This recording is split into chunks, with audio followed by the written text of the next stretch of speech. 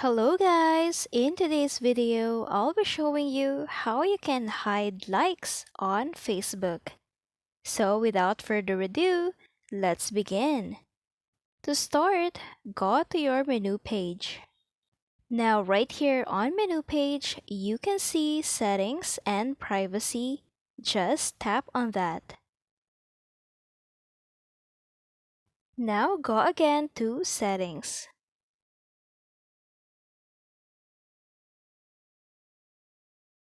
Now right here on your settings, scroll down until you see Reaction Preferences.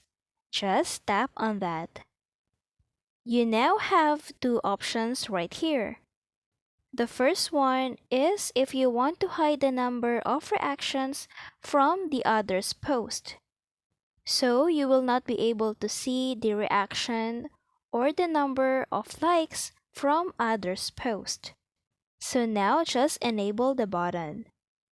Now the second one is on your post, so it means the number of likes on your post is hidden from other people.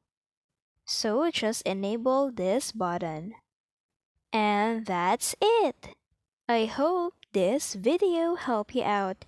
Thank you for watching. Don't forget to like and subscribe.